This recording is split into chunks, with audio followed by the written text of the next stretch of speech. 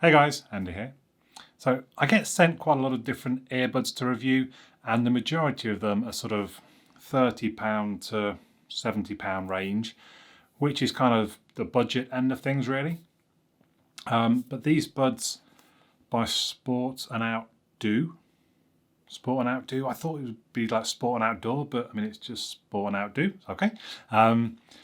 The retail price, the recommended retail price in the UK is like 169.99, which is quite high. I mean, right now it's funny. I was just checking the price on Amazon, and right now they're 110, but it's a lightning deal. So normally on Amazon they're 129.99. Either way, that's on the upper end of things, I suppose. Is it mid? I don't know. What's expensive? 200 plus? It's more than most. Let's put it that way. So I was quite curious, and they said, "Do you want to try them?" I thought, okay, what can they provide that the sort of budget end of things can't? So I've been using them for a week or two now, and I'm ready to tell you what they can provide.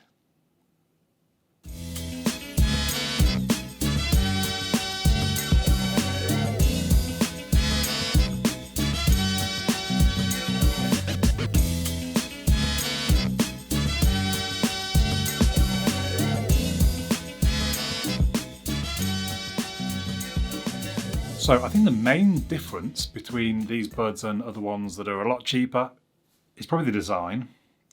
So this is the charge case.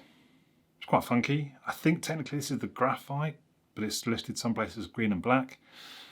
It does come in 5 different colours, so black, blue, green, white and graphite.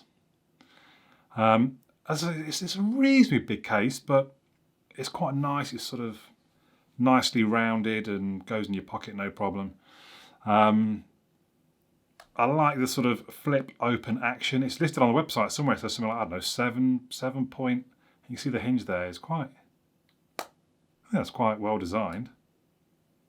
It's quite funky. It's one of those kind of satisfying twing.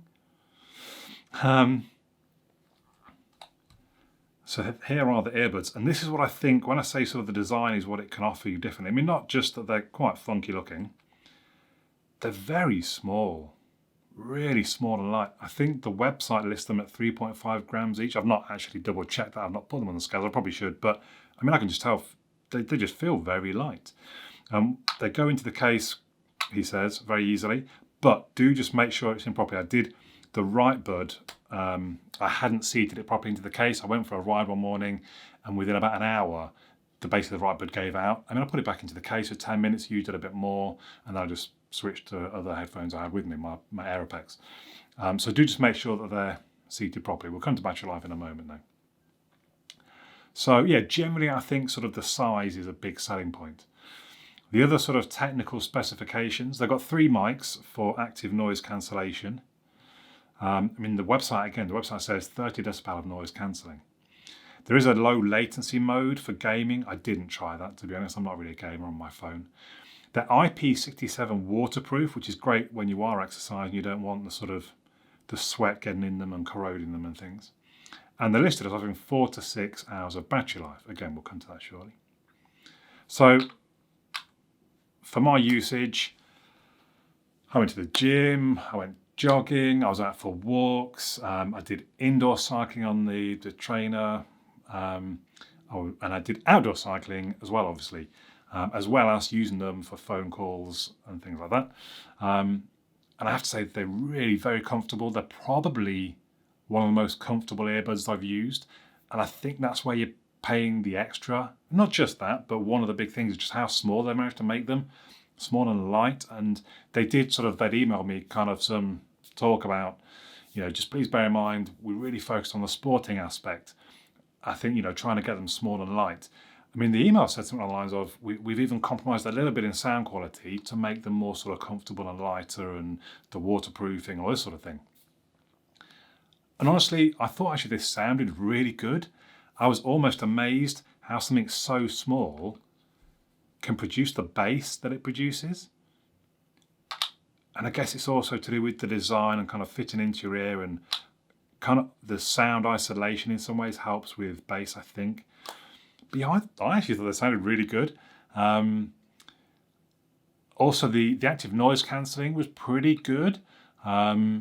And this is one reason why I wouldn't necessarily recommend them when I'm cycling, because not that it cut other noise out and I couldn't hear traffic and things, but it did a reasonable good job of just removing some of the lower humdrum noises, like your tyres on the road and some of the clickety-click noises and what have you. And I didn't get overpowered by, so some active noise cancellation really struggle when you're cycling with wind noise. It didn't have a problem in that respect. They sounded pretty good. I could hear podcasts really clearly. The volume was good enough. I didn't really listen to music when cycling because I would want to be able to hear what's going on around me. I listened to music when I was in the gym or when I was jogging, and they sounded great. I wasn't as impressed by the transparency mode. So in theory, you can toggle through to, you've got low noise cancelling, high noise cancelling, and then transparency, where in theory it passes the outside world through into your ear. And I tried to use that when I was in a shop and I was out cycling. I went into the shop to order me coffee and cake, and I had to take the earbud. I just felt better to take the earbud out because I didn't feel like I was getting the transfer of what the person was saying to me as well. So yeah, I thought they sounded really good. There was good volume. There was really good bass. Generally good range. Battery life. So on the website they say 4 to 6 hours. The one time I didn't see it properly, yeah, I got an hour, but that, I don't know. You can say that's my fault, maybe. And I did go out, Saturday I was cycling for about 5 hours. Using these buds the whole way through. They'd lasted the whole time, and my phone said there was 20% left after the 5 hours. So that's pretty good. There's not that many sporting activities you're going to go longer than that without stopping at least. So if I wanted, I could take them out and charge them while I was having a coffee and cake for half an hour, and they'd probably have, I don't actually know if they'd have charged at least a quarter back up, so maybe got another couple of hours out of it if I needed to. So the controls, they are touch controls, all based around that sort of little disc element on the side there. All the usual sort of stuff. Single tap is a volume. I always think it's a bit weird. So you've got single tap is volume, double tap is the pause, and triple tap is the skip forward or backward, depending which ear you do it on. Well, if I want to just keep cranking the volume up, you keep tapping, but then that's a different control. So you have to tap, tap, tap. So I always think that's a little bit weird. I also found they just weren't that reliable. I mean, I was trying to do it when I was cycling along and I'm trying to sort of skip through adverts in the podcast, for example. So you sort of try and find the actual round bit in your ear, then you do the 3 taps, and sometimes it'll work and sometimes it wouldn't. It was as simple as that. And actually, I found it much easier just to take my phone out and skip through the advert on my phone rather than mess about with the controls. Generally, if I was sort of walking about, I was in the gym or I'm just sat, I did sit around the house sometimes, just listen to music. The controls, they weren't still 100%, but they were a lot more reliable if I wasn't moving about. But yeah, the controls weren't great in that respect. They weren't reliable. So all in all, what did I think? I think they're really comfortable. I think I've mentioned they're possibly some of the most comfortable buds I've used. They sounded really very good, even if they were sort of saying they compromised a little bit. The battery life, pretty good, reasonable. On the negative side of things, the controls were not great. And the fact that I managed to not charge it properly by not seating it, that shouldn't, you don't really want that to be a concern. You want to know that when you take them out, they're going to be charged up. So then I think really you just moved on to the price. 110 is reasonable, 170 probably not so much. And then again, so what do you get that you don't get from £70 pair of buds? I think it is the sort of how small and light and comfortable they are. So then it's just down to a cost thing, isn't it? Is that worth it to you? If it's not really worth it, spend £50 or £60, you're probably going to get some buds that are just as good. If you can afford it, value and money is all relative, right? And if you're earning £200,000 a year, then I would say, yeah, spend the money and get these because they are really comfortable and really like they sound really good.